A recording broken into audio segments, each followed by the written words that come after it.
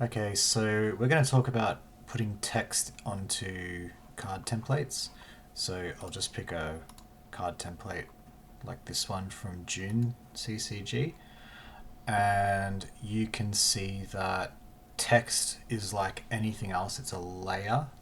So over on the right, we have a text folder that I've made with everything text like in the game, in the card, except for maybe one or two elements. So I'll just turn everything off to start with, um, including the art, and then we'll just bring back the text.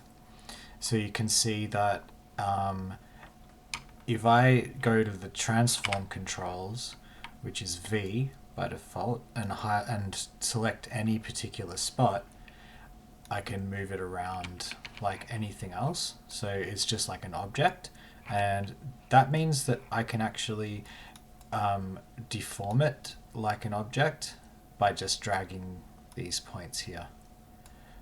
So I can do anything like this to text, and once I double click after doing that, it sort of formats it into place. And this is actually the way that I would normally resize any text. So because it's in this shape now, it's going to, if I zoom right in, is going to keep the resolution of the text because it's vector based. I can zoom to any level and I can make the text warp to any dimensions and it will still look great. Like it'll still look crisp and clear because the text is vector based. But I guess what's different about this program and what makes it cool is that you can make it stretch into any shape you want. So if we just go back, it's very useful to know that because this happens especially with text boxes. Sometimes in cards, the text box, if I just make the frames come back, sometimes the text boxes are not quite big enough, or sometimes words overlap in an ugly way, like down here with negotiations. This word has reached the limit of my text box. So I can play around with dragging it out to make it fit.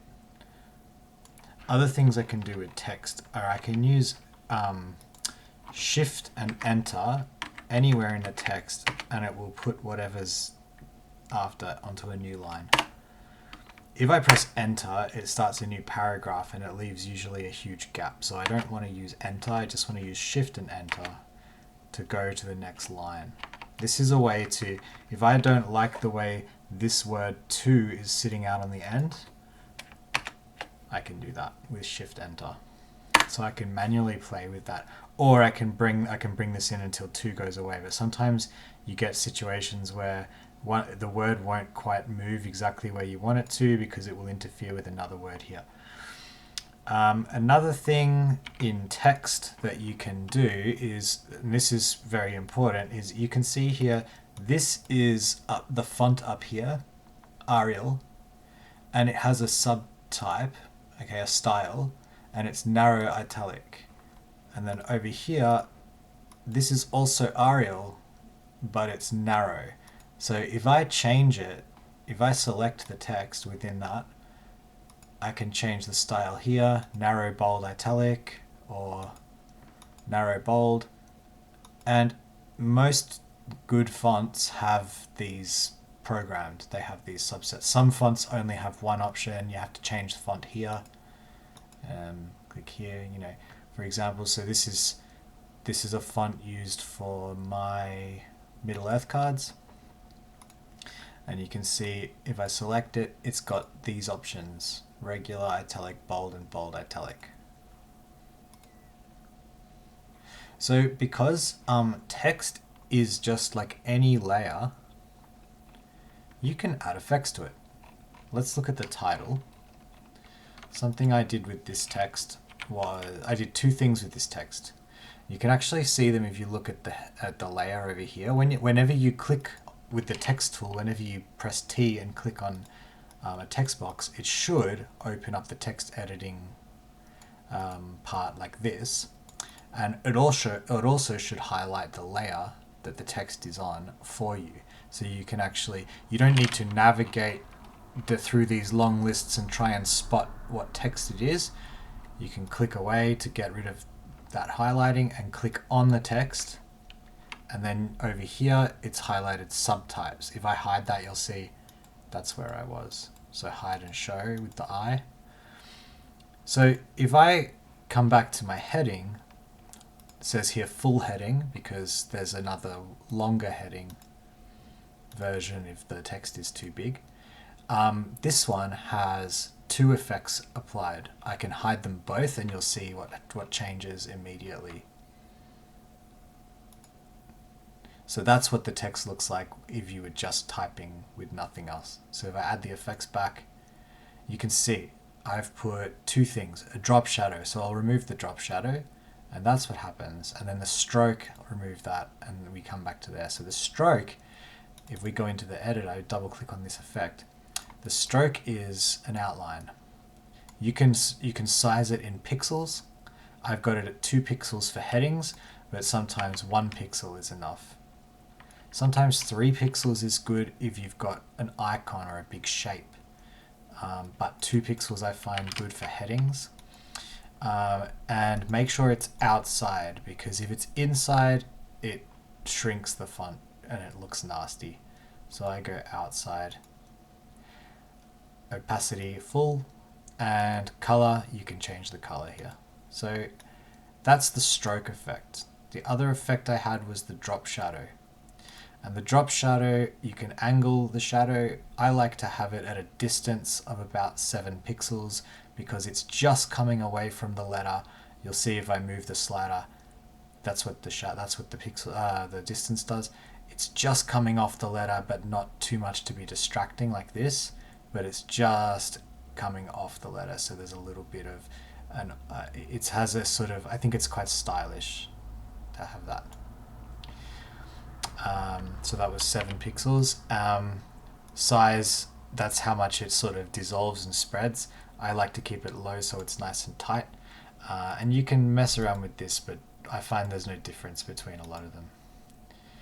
Okay, so the way that you apply an effect to something, let's say that you have a new text box. So I'm going to click, it's doing something funny here. I don't know how I've arranged it like this. I need to fix this up, but I also am not always great. There we go. So I fixed it. I had an option ticked that I didn't want. So if I click here, this is brand new text. You can see over here, here's the layer. It's created it wherever I was clicked. I can move it, so I can make it go above. And just as a little reminder, things that go, the order of the layers is the order you see them. So the things on top of the list sit on top of everything else below them. This is how we create these layered effects. This is why you can see the text over this bar. So if I take this lorem ipsum and like delete this heading out of the way, or just hide it, I bring this lorem ipsum up here. I want to add some effects. So I have the layer highlighted. I go down to this very bottom tiny little section here where it says effects. Click it, and here are my options. You don't have to click them all down here. You can just start with one. So let's start with the bevel. Okay, a bevel is a really cool effect, but it works best on very big lettering, because on small lettering you won't see it. So I've got a bevel. I'll make it a small bevel, about 4 pixels. Let's make it quite a hard one, and let's make it an outer bevel. Actually, no, that looks bad. Let's make it emboss. Yeah, that looks cool. Okay, so once I'm here, I don't need to keep clicking down here. I can add them here. I can add more effects here. So I'm going to add an outer glow. now I'm in the outer glow section, and you can see it added a alternate on and off. It had a sort of a white glow, but I don't want that. I want a black glow. So I'm going to change the color to black, and I'm going to make it fully opaque. I'm going to make the size a little bit bigger so that the glow is showing better. Now something's happened here and I can't see my glow. What's happened? So sometimes the blend mode makes it so that you can't see something the way you want to see, so always switch it to normal, and there you go, suddenly it shows up. So that's what I was going for. So I wanted an outer glow, so I wanted all around the letter to be glowing black, and that's what I've created. But I can now play with these things. So it's kind of like a stroke, but it's a little bit more fuzzy. And it can be really good for headings, I guess, big letters. It's very good for around bars, like these sections of cards, because as you saw in the previous one, because that can make like inlays within the bars. But you can do it with text too. So that's, I suppose, what I wanted to show here is that text is just like any other image. It's affected all of the same ways. And I think that kind of shows enough of what you need to know about text. Treat it like other shapes. So if I take, for example, this section here, and say I want to make it vertical like that, I go to transform controls, and I just play with it just like a text box, just like a rectangle, like in the previous video. And if I want to make it again like warped out of shape, I can do that. I can do what I want. And then like if I leave it like that, which looks really bad,